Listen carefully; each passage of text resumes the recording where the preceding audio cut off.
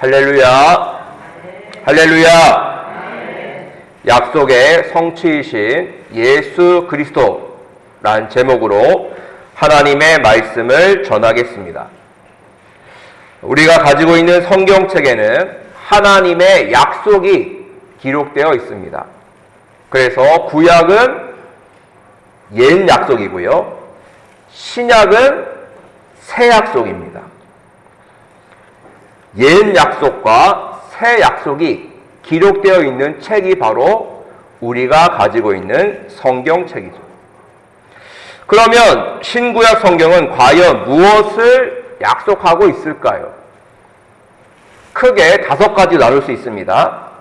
하나님의 백성으로 삼겠다라는 약속, 하나님의 백성으로 삼겠다. 신의 산에서 이스라엘 백성들과 약속하셨죠. 또한 그들을 구원하겠다라는 약속하셨습니다. 그래서 하나님께서는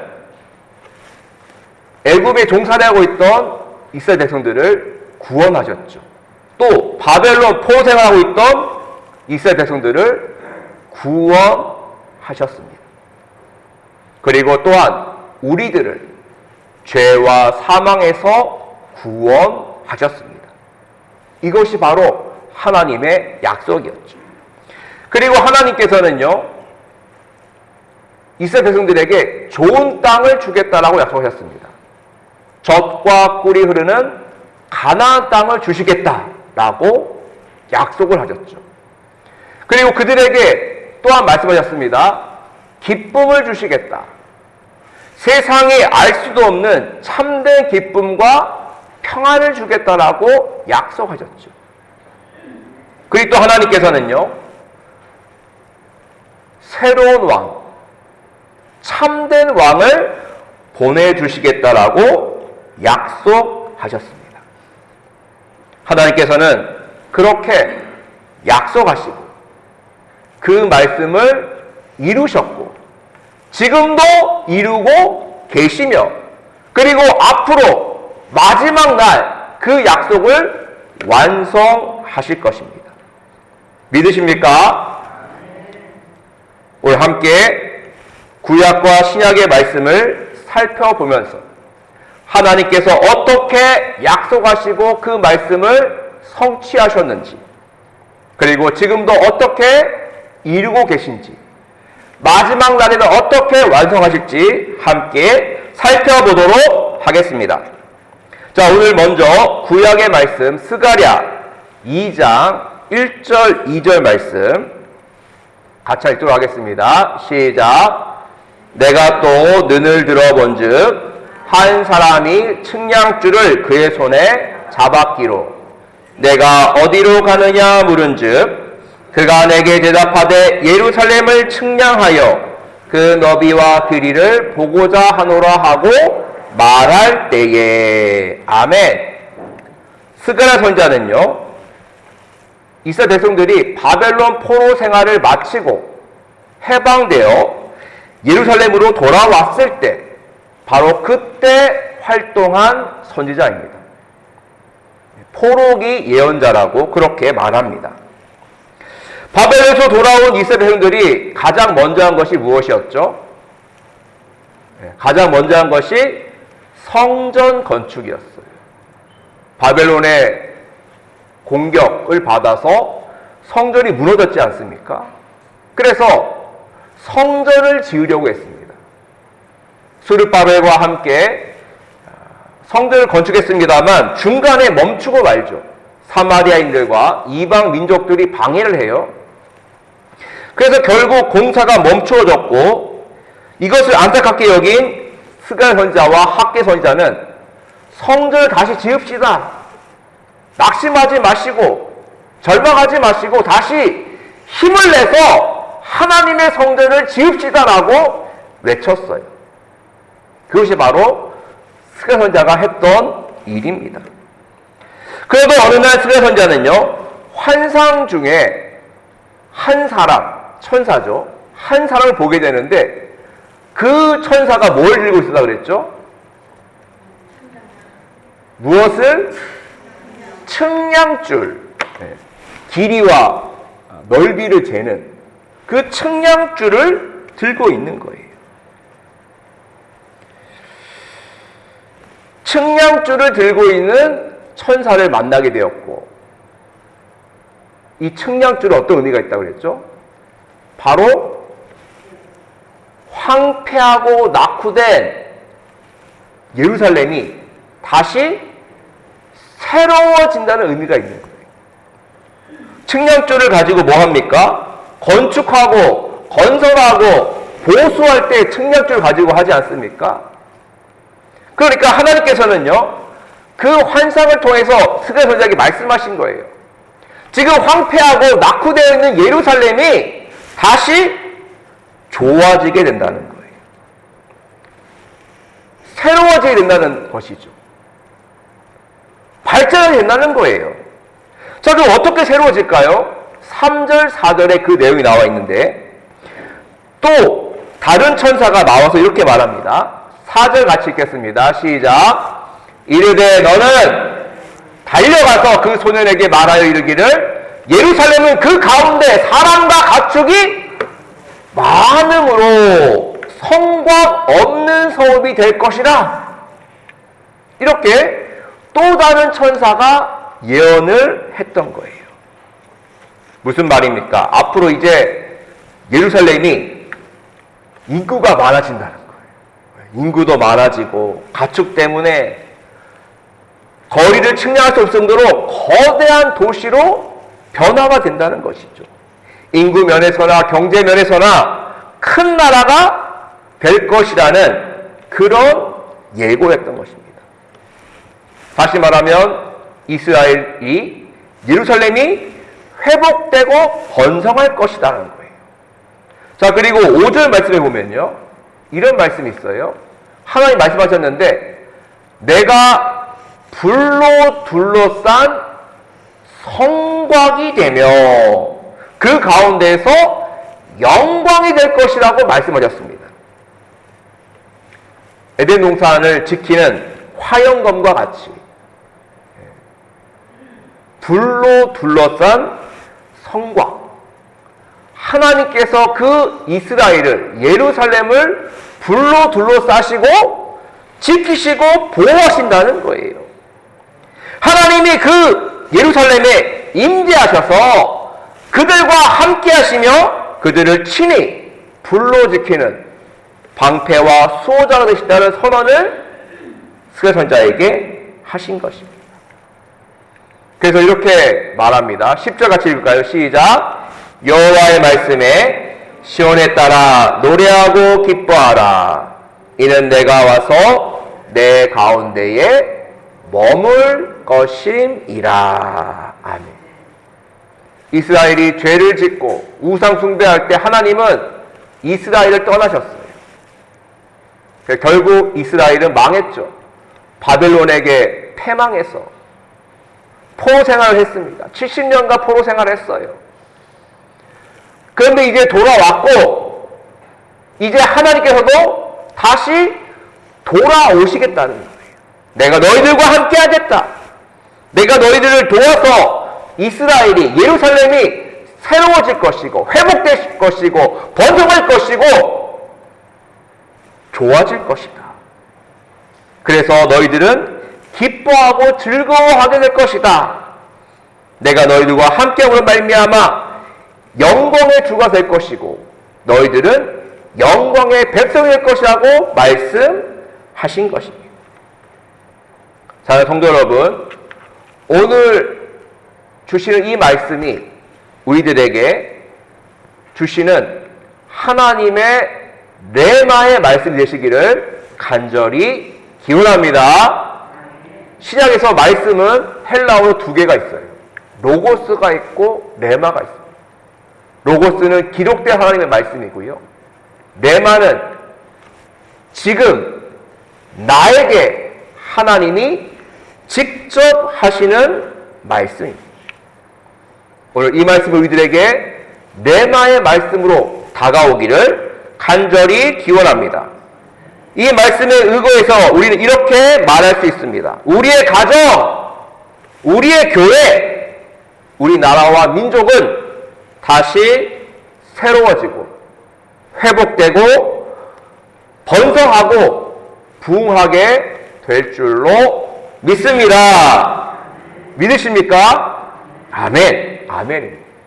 하나님께서 불성막이 되어 주셔서 우리의 가정과 우리의 교회와 이 나라와 민족을 지키시고 보호하실 줄로 믿습니다. 중요한 포인트는요, 하나님이 임재하실 때, 하나님이 우리 가운데, 우리 가정과 교회와 이 나라와 민족 가운데에 오셔서 머무실 때, 임재하실 때 이 모든 것이 이루어진다는 거예요. 그래서 우리가 항상 기도할 것은 이것입니다.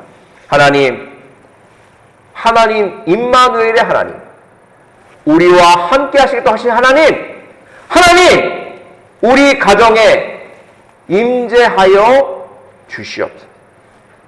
예수님, 우리 교회의 머리가 되어주시고 우리 교회에 임재하여 주옵소서. 성령님, 보이는 성령님, 이 나라와 민족에 임재하여 주옵소서. 이렇게 원하고 바라고 기도하며 나아갈 때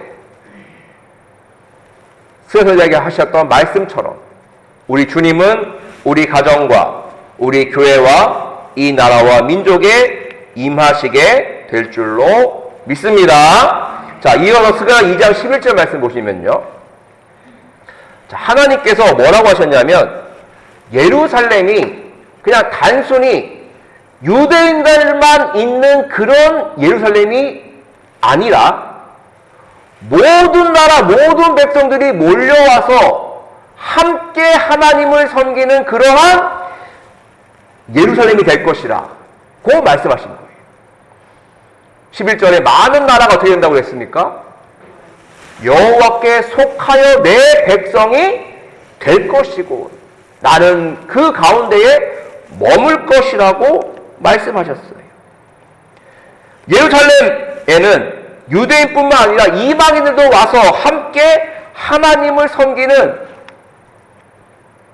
모든 나라, 모든 민족들이 함께하는 그런 곳이 된다는 것이죠. 자, 이 선언은 뭐냐면요, 하나님이 단순히 이스라엘만의 하나님이 아니라는 선언이에요. 단지 유대인들만, 이스라엘만 구원하시는 하나님이 아니라 바로 이 세상의 모든 나라, 모든 족속, 모든 민족을 구원하시고 회복시키시는 하나님이라는 선언인 것입니다. 자, 오늘 8절과 9절과 11절에 계속적으로 반복하여 나오는 단어가 있습니다. 자, 찾아보실까요? 8절과 9절과 11절에 똑같이 나오는 단어가 있어요. 바로 만군의 여호와라는 표현입니다. 만군의 여호와, 하나님은 온 우주 만물을 창조하시고 다스리시고 섭리하시는 하나님이시다. 세상 만물을 다스리시고 회복시키시고 번성하게 하시고 지키시고 보호하시는 왕이심을 말씀하고 있는 것이죠. 하나님은 내가 만군의 여호와다라는 것을 말씀하신 거예요. 그리고 그 만군의 여호와께서 이 예루살렘을 새로운 예루살렘, 세계 대변혁의 중심이 되는 예루살렘으로 만드시겠다고 약속을 하신 것이죠. 바로 그것이 바로 오늘 우리가 읽은 구약 본문 말씀의 내용입니다. 자, 그리고 하나님께서는요, 또한 어떤 약속을 스가랴에게 하셨냐면 새로운 왕, 참된 왕을 보내주시겠다고 약속하셨습니다. 스가랴 9장 9절에 이런 말씀이 있습니다. 같이 읽도록 하겠습니다. 시작. 시온에 따라 크게 기뻐할지어다. 예루살렘에 따라 즐거이 부를지어다. 보라, 내 왕이 내게 임하시나니 그는 공의로우시며 구원을 베푸시며 겸손하여서 나귀를 타시나니 나귀의 작은 것 곧 나귀 새끼니라. 아멘. 스가랴에게 이렇게 말씀하셨습니다. 새로운 왕이 온다. 참된 왕이 온다는 거예요. 뭘 타고 오신다고요? 나귀를 타고 오시는 공의의 왕, 구원의 왕, 겸손의 왕이 오신다라고 그렇게 예언을 하셨죠. 그 약속이 어떻게 되었습니까? 그 약속이 그대로 400년, 500년이 지난 다음 그대로 이루어졌죠. 잠시 쉬어가면서 하나 문제를 드리도록 하겠습니다. 자, 우리가 결혼할 때 어떻게 결혼하죠? 하객들이 왼쪽, 오른쪽에 딱 이렇게 앉아있고 그 사이를 신랑 신부가 행진하고 지나가지 않습니까? 자, 이 결혼 방식, 풍습은 어디에서 온 걸까요? 문제, 어디서 온 걸까요?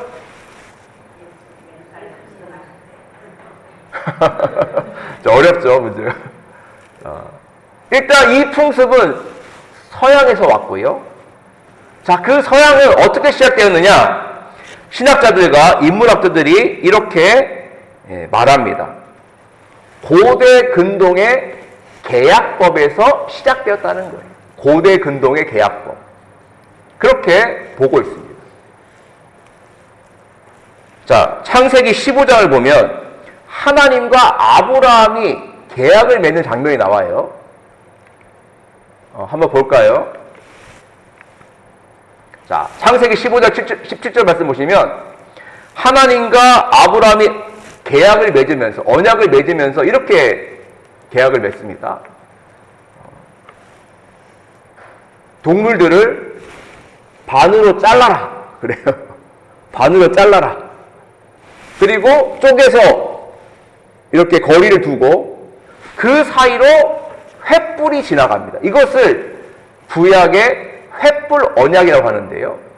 그것이 바로 고대 근동의 계약법, 약속법이었어요. 무슨 뜻이냐? 만약 약속을 어긴다면, 약속을 깬다면 그 깬 사람이 이 고기처럼 찢어질 것이다. 무섭죠? 찢어진다, 쪼개진다, 잘라진다, 그런 의미가 있는 거예요. 그래서 하나님께서는요, 아브라함과 언약을 맺으시면서 그 쪼갠 고기 사이로 지나가셨고 그 약속을 아브라함과 신실하게 지키셨고 이루셨죠. 그래서 언약이라는, 약속이라는 히브리어 원어가 베리트인데 쪼개다, 자르다라는 의미가 있어요. 자, 다시 결혼식으로 돌아와서 자, 대입을 해보세요. 결혼식 어떤 의미입니까? 쪼갠 고기, 하객들 오른쪽 왼쪽에 있는 그분들 사이를 지나가면서 약속하는 거예요. 맹세하는 거죠. 죽음이 우리를 갈라놓을 때까지, 머리털이 파뿌리가 될 때까지 그렇게 시작되었다는 분석이 있습니다. 하나님께서는 아브라함과 이삭과 맺은 약속을 지키셨고요. 또한 다윗 왕과 맺은 약속도 지키시고 스가 선자와 맺었던 약속도 그대로 신실하게 지키셨습니다. 자, 오늘 신약의 말씀 누가복음 19장 35절 말씀 보시면요. 35절 말씀 보시면 예수님께서 나귀를 타고 행진하세요. 같은 의미입니다. 무리가 서 있고 예수님은 그 사이를 통과하세요. 아브라함과 하나님이 언약을 맺었듯이 그렇게 예수님은 둘러싼 군중 사이를 지나가시면서 하나님의 약속, 언약을 신실하게 지키신 거예요. 그래서 예수님은 하나님의 약속대로 예루살렘 성에 들어가셨고요. 백성들은, 제자들은 기뻐하며 찬양했습니다. 37절 말씀 보니까요. 30절 말씀 보니까 이미 감람산 내리막길에 가까이 오심에 제자의 온 무리가 자기들이 본 바 모든 능한 일로 인하여 기뻐하며 큰 소리로 하나님을 찬양했다. 메시아를 보내주겠다고 하셨던 하나님이 지금 그 말씀대로 약속을 지키셨습니다. 성취하셨습니다. 그런 의미인 것이죠. 그래서 주의 이름으로 오시는 왕이요. 스가 선지자가 말했던 나귀를 타고 오시는 왕, 평화의 왕, 구원의 왕, 영광의 왕이 오신다라고 그렇게 고백하며 찬양했던 것이죠. 예수님은 그렇게 예루살렘 성에 들어오셨습니다. 그 예수님은요, 골고다 언덕에서 십자가에 못 박혀 죽으셨고요. 그리고 장사하기 사흘 만에 다시 살아나셨어요. 그리고 40일 동안 제들과 함께 하시다가 하늘로 올라가셨고, 오순절이 되었을 때 보혜사 성령님이 마가의 다락방에 임하게 되었습니다. 거기 있던 120명의 성도들, 문도들이 성령 충만하여 방언하였고요.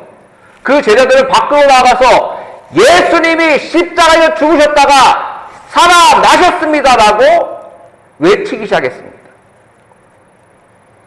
십자가의 죽으심과 부활에 대해서 증거하고 예수님이 그리스도십니다. 메시아십니다. 우리를 구원하시러 오신 평화의 왕이십니다라고 외치기 시작했어요. 자, 그래서 뭐가 시작되었죠? 그래서 교회가 생긴 거예요. 예루살렘 교회, 안디옥 교회, 에베소 교회, 서머나 교회, 버가모 교회, 그리고 2000년의 시간이 흐르면서 세계 곳곳에 교회가 세워지고 수많은 사람들이 예수 그리스도를 주로 고백하며 주님을 섬기고 있습니다. 그리고 우리 여수한빛교회도 그렇게 세워진 교회인 곳이죠. 스가 선지자가 본 환상, 즉 새 예루살렘에 대한 환상은요, 예수님을 통해 성취가 되었고, 그리고 예수님을 통해 새 예루살렘인 교회가 시작되었어요. 믿으십니까? 연결이 되시나요? 스가 선지자가 보았던 새 예루살렘, 모든 나라, 모든 민족이 다 하나님을 섬기는 새 예루살렘이 바로 예수 그리스도를 통해서, 교회를 통해서 이루어진 것입니다. 예수님은 교회를 통해서 지금도 하나님의 구원 역사를 이어가고 계시죠. 이루어가고 계십니다. 그리고 마지막 날, 이 세상 마지막 날 새 예루살렘이 완성될 것인데, 요한계시록 이렇게 말하고 있죠. 새로운 예루살렘, 성곽 없는 예루살렘, 모든 나라와 모든 민족이 참여하는 예루살렘, 그 예루살렘이 마지막 날 이렇게 완성된다고 하고 계세요. 요한계시록 22절에 거룩한 성 새 예루살렘이 하나님께로부터 하늘에서 내려온다 그랬어요. 그래서 그 예루살렘에서 하나님이 그들과 함께 하시고, 그들은 하나님의 백성이 되고, 하나님은 그들과 함께 계셔서 그들의 눈물을 닦아주시고, 다신 사망이 없고 애통하는 것이나 곡하는 것이 아픈 것이 다시 있지 아니하는 그러한 새 예루살렘이 완성된다라고 말씀하고 있습니다. 그래서 하나님의 말씀, 하나님의 약속은요, 이미 이루어졌고, 이루어지고 있고, 마지막 날 완전히 완성될 줄로 믿습니다. 말씀을 맺겠습니다. 예수님이 하나님의 약속을 성취하셨어요. 그리고 지금도 그 약속을 이루고 계시고 앞으로 완성하실 것입니다. 그러므로 우리가 해야 할 것은 바로 그 주님과 손잡고 동행하는 것인 줄로 믿습니다.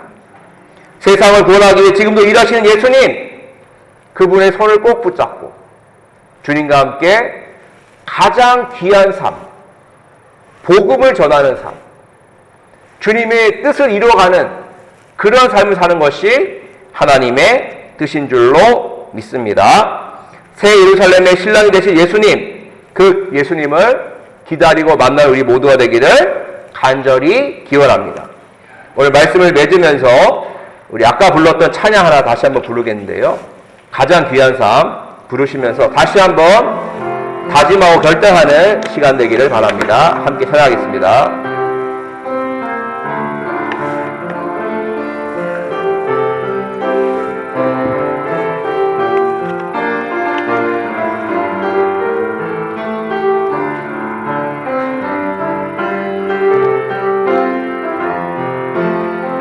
아무도 모르는 삶이라 하여도 스치듯 지나는 삶이라 하여도 후회하지 않고 오늘을 사는 것은 가장 귀한 삶을 압니다. 내가 꿈꾸는 일 이루지 못해도 내가 바라는 것 다 갖지 못해도 낙심하지 않고 오늘을 사는 것은 가장 귀한 삶을 압니다. 내가 복음을 알고 내가 복음을 믿고 내가 복음을 전하며 살아간다며 나의 삶은 가장 귀한 삶이라. 내가 예수를 알고 내가 예수를 믿고 내가 예수를 전하며 살아간다며 나의 삶은 가장 귀한 삶. 하나님 독생자, 하나님 독생자 예수 그리스도 날 위해 고귀한 생명 주셨으니 그 생명 받은 나 하늘의 소망이네. 나의 삶은 귀한 삶이라. 내가 복음을 알고 내가 복음을 믿고 내가 복음을 전하며 살아간다며 나의 삶은 가장 귀한 삶이라. 내가 예수를 알고 내가 예수를 믿고 내가 예수를 전하며 살아간다며 나의 삶은 가장 귀한 삶이라.